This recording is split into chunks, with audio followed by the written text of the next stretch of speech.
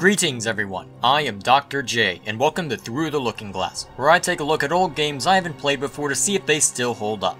In preparation for Legacy of the Void's release, I felt it would be fitting to look at the original Starcraft and its expansion, Brood War. Though you don't see very many real-time strategy games anymore, it used to be everywhere back in the 90s. There are arguments as to when the golden age of RTS began and ended, but virtually everyone agrees that Starcraft belongs somewhere within it. Sci-fi RTS had been done before, such as with Total Annihilation, but what set Starcraft apart was in the faction variety. While most RTS had a few differences here and there for each faction, Starcraft went way beyond that to make every faction fundamentally different.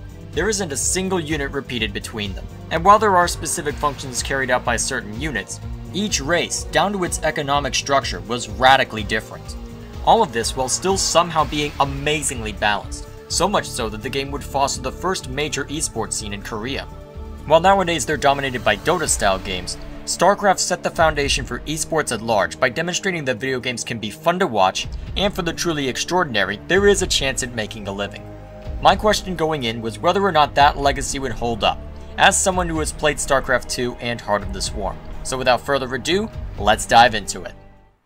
To properly look at the game, let's start with the story and presentation. Welcome to the Caprulu sector, a portion of our galaxy set in the far future, with more drama and infighting than your average reality TV show. You enter the story from the perspective of some Terran settlers acting as our human faction. They are being assaulted by the insectoid Zerg, a race seemingly hellbent on assimilating everything in sight to its will. Ruled by the Overmind, they represent one of the greatest forces and greatest threats in the sector. That's all without factoring in an open revolt, as you are working against the Terran Confederacy, who tried to lock you up due to collateral damage caused by your attempts at defending yourself. To make matters even more complicated, there's a third player in town known as the Protoss, who are an advanced race of beings with psionic powers, giving them access to technology yet unheard of by Terrans. When they're not dealing with their own internal divisions, they are warring against the Zerg, following in their wake and generally burning them to a crisp. The story is told primarily through briefing rooms and through some dialogue in the missions themselves, with some context being given by sparse cutscenes. In keeping with RTS plots, however, it gets complicated, with a lot of characters that hold different motivations, goals, and so on driving them to act in a certain way. Having played Starcraft 2 before definitely brought down the number of new faces for me, but even if I knew nothing going in, the way they're presented meant I would have likely been fine. The characters are all unique in some way. Not only in their personality, but also in their portrait, meaning it's easy enough to pick out who is who just by looking at the face.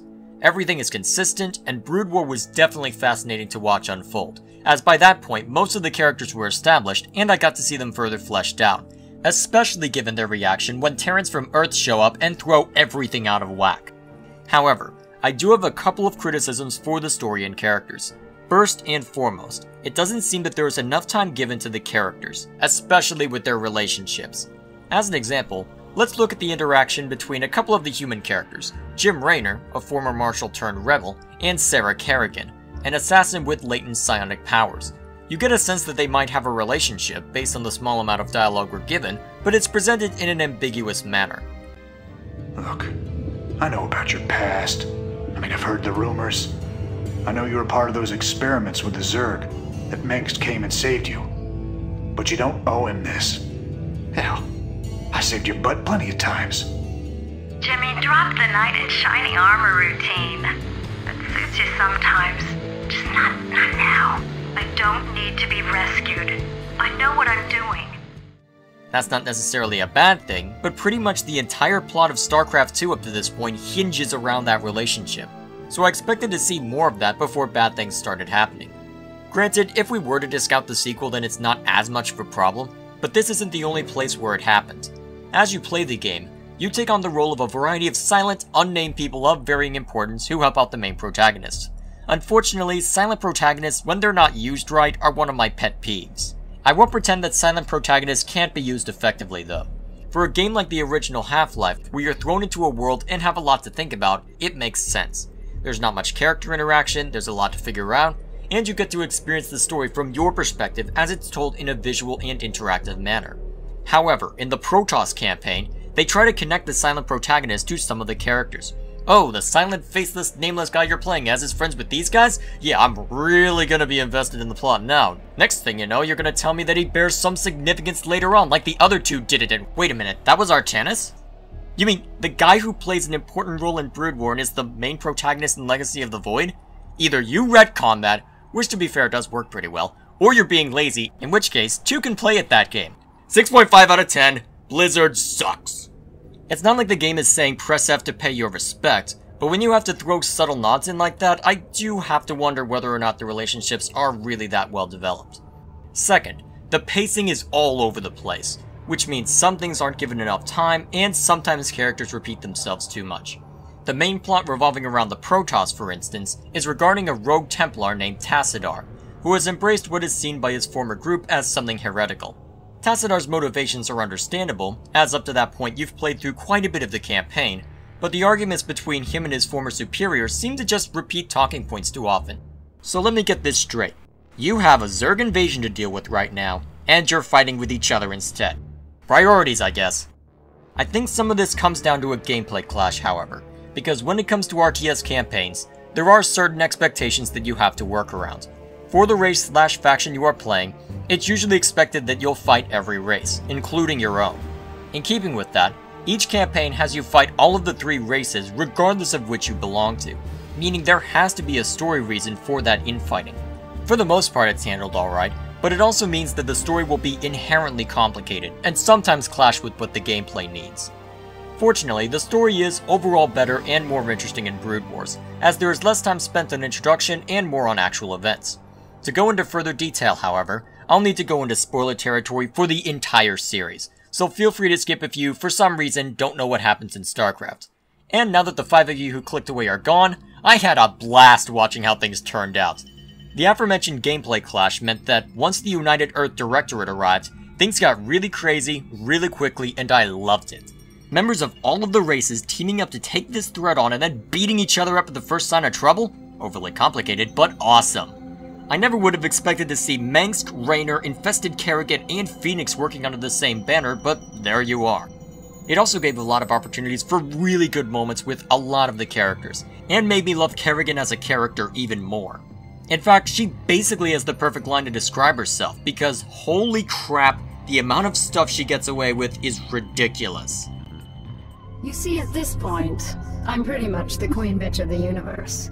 Overall, playing through Brood War gave me a much better appreciation for the game's lore and story than I did otherwise, as it helped fill in so many gaps in my knowledge. It explained why everyone loved Phoenix, although it did take until Brood War for me to like him. It explained why Zeratul was searching for the prophecy. It explains why everyone hated Kerrigan, and made you hate Kerrigan along with them despite working for her.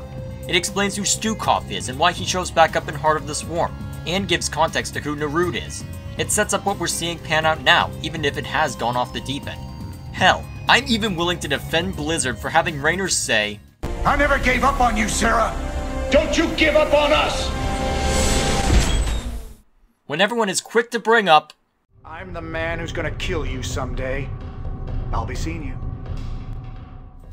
And now that I've pissed everyone off who hates the former line, let me explain. To start, let's listen to that whole conversation, as it's easy to take that one line out of context. Phoenix. No. What are you worried about, Jim? He died the way all Protoss hoped to. In combat. He died because you betrayed him. How many more noble souls do you need to consume before you're satisfied?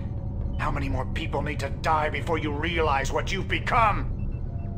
You don't even know what you're talking about, Jim. Don't I? I'll see you dead for this, Kerrigan. For Phoenix, and all the others who got caught between you and your mad quest for power. Tough talk, Jimmy. But I don't think you have what it takes to be a killer. It may not be tomorrow, darling. It may not even happen with an army at my back. But rest assured, I'm the man who's gonna kill you someday. I'll be seeing you. If this were anyone other than Kerrigan, then I would agree that what Raynor says in Heart of the Swarm is a betrayal of character. However, the majority of Brood War's plot was spent showing how Kerrigan manipulated everyone into giving her control of the Swarm. So regardless of what Raynor says, Kerrigan already knows that he doesn't mean it. As for Kerrigan herself, her personality is still intact according to the Overmind, and she even lets Raynor live shortly after emerging from her chrysalis. Given what Raynor knows, she's a monster reviled by everyone, but she's still, at heart, Kerrigan. If he's willing to risk fighting a Protoss mothership to try and find a cure for the Zerg infestation, for a bunch of random colonists who he doesn't owe anything, I'm not surprised he would go to hell and back to try and save Kerrigan, even risking his entire revolution to do it. That's not even going into the fact that it's been 4 years, as they keep stating, and a lot can change in that span of time. Yell at me if you will, but I agree with Blizzard on this one. It took me a while to get invested, and the presentation didn't help that much, but once it got going, it went as well as it needed to. The story is what I played this game for, to understand more about the lore and to gain a deeper appreciation for the series, and it did satisfy. If you have played Starcraft 2 and want to learn more, play Brood War. It won't disappoint. As for other elements, the voice acting is solid.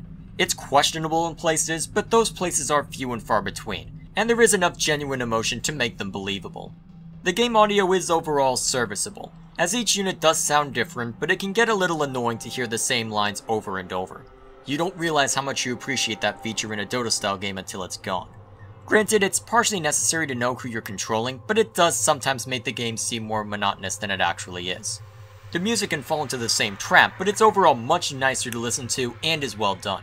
Credit where it's due though, it does get stuck in your head, especially the Terran music.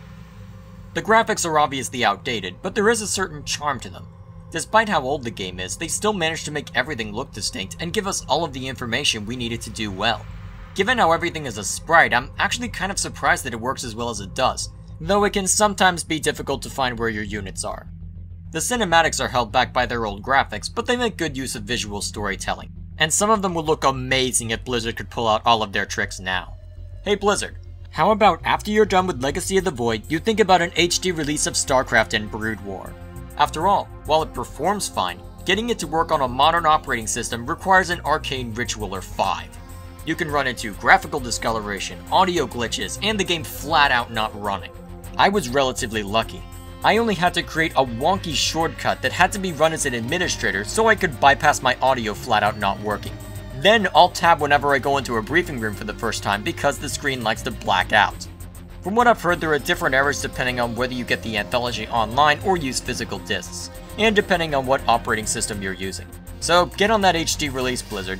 Use it as an excuse to make a better engine for the damn thing and release it with StarCraft 2 once it's all finished up. Why do you even have a marketing department when we have all the good ideas? Come on. Before I get too sidetracked, let's get on to the meat of the experience, the gameplay. In order to properly go over it though, I'm going to need to do a fair amount of explaining, as there are quite a few differences between each race. If you're familiar with StarCraft 2 or have played this game before, not too much has changed apart from some units here and there, so feel free to get right to my opinion. To the rest of you, let's start by going over the consistencies. All of the races use some form of worker that collects the two resources of the game. Minerals, which are more plentiful and used for everything you create, and Vespene gas, which acts as a special resource and is typically used for upgrades and higher tier / special units. There is also technically a third type, called supply, which determines how many mobile units you can have at once. The units themselves rely on rock paper scissors balance, as there are a few different properties to consider. Armor affects how resilient to damage a unit is, cloaking or burrowing makes a unit invisible to all but units or structures with detection, and whether the unit is flying or not affects who can hit said unit. There are also some units that rely more on active abilities which can't be used very often but can be devastating in the right condition. Every race relies on structures that can do a variety of things. Resource gatherers produce workers and take in the resources they gather, and other buildings create new units, handle upgrades, be they for a single unit or a certain type of unit, and handle static defenses. The Terran's worker, called an SCV, has to actively construct buildings you want, but are free to return to resource gathering when finished. Fortunately, even though the SCVs are kept occupied with building stuff, it's easier to protect what you create, as most buildings can lift off the ground and move away from danger, albeit very slowly. SCVs can also repair Terran mechanical units, be they stationary or mobile, while healing organic units is handled by Brood War's medic. Supply count is handled by supply depots, which don't do anything significant but are fairly easy to compact together and defend. To produce more units, there are 3 buildings available to you. Barracks produce infantry, vehicle plants produce a variety of land vehicles, and the starport produces aircraft. However, To access certain units, you are required to build special attachments onto certain buildings, which also give you access to different upgrades. They are inactive while unconnected to a building which can construct them, however, which makes it harder if you want to get all the units available. For static defenses, the Terrans have bunkers which infantry and SCVs can enter to shield themselves from enemy fire, and missile turrets which target air units and can also reveal cloaked and burrowed enemies. The Zerg, however, have a completely different way of managing their economy and building production. The workers are drones, and instead of sending them off to construct new buildings, the drones literally become the new buildings, adding in a small overhead cost to any Zerg structure you create. However, the Zerg are also able to spam units up front, since your resource collection structure, called the hatchery, is where your larvae, which become new units, reside. The supply count is managed by overlords, which are slow-moving flying units that grant detection and can be upgraded to carry land units. Since the unit production is handled by the hatchery, this means most buildings only exist to handle upgrades or to make certain units available. Overall, they have less buildings to worry about, but instead they have to worry about creep. This creep is an ooze of sorts, which grants vision to the player who owns it, and movement speed to all Zerg units. Hatcheries automatically spread creep, and special structures called creep colonies can spread it further. These creep colonies can also be turned into stationary defenses, either targeting air or land units, and the air defenses will also grant detection. One or two of these can defend against most light attacks of their type, but they tend to be susceptible to swarming units, as they are single target and can't necessarily kill a swarm fast enough. Like the creep colony, other buildings and even some mobile units can be upgraded to get higher technology, new upgrades, or unlock new units. The Protoss are interesting to look at because every unit and building has a built-in shield. While there is no way of repairing direct damage, the shields can replenish back up to full, and there is also a structure called a shield battery that will replenish the shields of mobile units if said building has enough energy. Buildings are constructed by being warped in, which means a worker, called a probe, can place down a number of buildings to start warping in and then go right back to harvesting resources. However, in order for buildings to function, they have to be within a certain range of a pylon, which acts as the supply counter. These pylons create a circle around themselves where buildings can be placed, and if the pylons are destroyed, the buildings power down. Offensive units are constructed in 3 places. The first one available is the gateway, which can warp in units that act as infantry. To build anything else, you have to build a cybernetics core, which allows you to produce mechanical units at the robotics bay and the starport. The starport produces aircraft, and the robotics facility produces unmanned mechanical units. For defense, they create photon cannons, which can hit both land and air units as well as grant detection. If you came from the explanation, then I've probably just overloaded you with a lot more than you need to know. But I think it aptly demonstrates just how much unit variety there is. Literally none of the units in this game are the same, though there are certain functions that each one fills out. Get good at the Terrans, and when you go to the Zerg, you're in a completely different environment. The fact that the game was also legendary for being balanced, which seemed accurate in my time with the campaign, is even better. To explain that, let's look at my first interaction with the Protoss Reaver, a robotic unit that deals massive AoE damage to land forces. The first time I ran into this was quite the shock, to put it simply. Is this the location of the Protoss base, or is this just another one of those outposts? Another bunch of Reavers, and whatever that is. Get closer. Robotics facility. So whatever a Reaver is must be some sort of robotic thing. There's the photon cannon. So let's see if we can avoid it for now. Whoa! Okay, heavy artillery. Whoa! That was a Reaver. Okay, good to know. I'm gonna need some aircraft. Better be careful though, there are bound to be more of those Reavers. Perhaps I can see. Yep, there are the Reavers. Run, run, run, run, run! Run from the scary Reaver! So I did what any competitive gamer would do. Blame the game for creating something broken.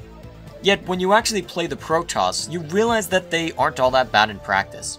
You have to spend minerals to arm them, they can only target ground units, and compared to other land units, they die pretty quickly. All you need is a heavy hitter or a swarm of air units, and there goes a huge investment. Beyond that, there is a lot of strategy, there's a lot to think about, and there is a lot to like with how well designed all of the units are. The campaign is even able to adjust for this, showing you how to deal with or use new units without saying a word. Going back to the Reaver example, that mission was also the first time they gave me the Zerg Guardian, which is an air unit that deals heavy single target damage to land units. So in that mission, they were able to introduce both the Reaver and a way of dealing with it. However, at first it was hard for me to see how much strategy there was because of one key aspect. This is a game where micromanagement is the most essential thing to be good at. You can only select 12 units at a given time, and you are rewarded for keeping track of 1,000,001 things at once. Unfortunately, I was never good at micromanagement to begin with, and years of Dota-style games ruined anything I had, at least when it comes to multiple things happening all over the map. That meant that I found myself fighting the controls as much as I was my enemies, to the point where I invoked the secret cow level cheat at one point just to get past a tough mission. And before you say anything, I did go back and beat it later, thank you very much. I'm not that much of a coward. Kind of. I think. What makes me appreciate the game despite that fact is the strategic depth. The missions are designed to where even if you're not great at micromanagement, you can still make do as long as you use your brain.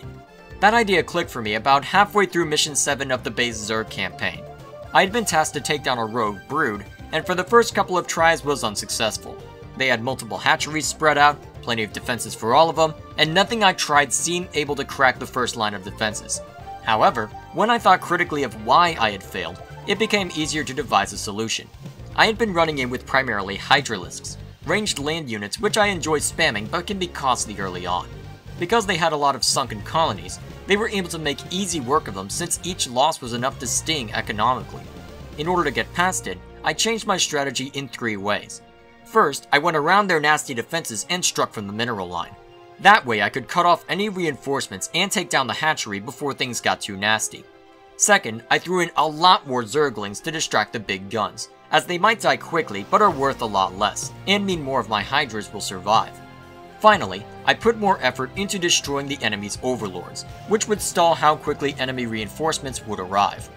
Even with all of that in place, I lost most of my army due to poor micro, but I was able to break them enough to where I could put my own hatchery down and then snowball them from there. Apart from that, there are unfortunately other reasons to be frustrated with the game, many of them technical problems. As mentioned earlier, you can only select 12 units at a time, which throws a nasty wrench into any massive assault you might want to try. Unit pathing ranges from bad to mostly okay, especially with regards to moving through a bottleneck, as units have a tendency to wander off if there isn't a clear path available the instant you give them an order. Protoss Dragoons are legendarily bad at this, likely due to a larger hitbox than the actual sprite, but the same problem can arise from pretty much any group moving through a bottleneck. Attack move also seems to be a bit wonky, especially with air units, as it seems designed for someone who is much more precise for what he wants dead, again feeding into my poor micro. Finally, the small resolution is a bit annoying, but once you get used to it, it's usually not a problem. I keep harping on about the micro, but surely if I hate it so much, there would be a way to make it easier on myself, right? Well, sorta. The campaign is well balanced, so it's usually manageable to begin with, but the only way to actually change the difficulty is by increasing or decreasing the game speed. On one hand, that means the main reason for my struggles can be averted. On the other hand, it can throw the pacing completely out of whack. Especially in the early missions, it takes far too long for stuff to happen at anything other than max game speed. My playthrough lasted over 40 hours because of that, while had I been good enough to handle the highest game speed, I might have done it in 20 or 30.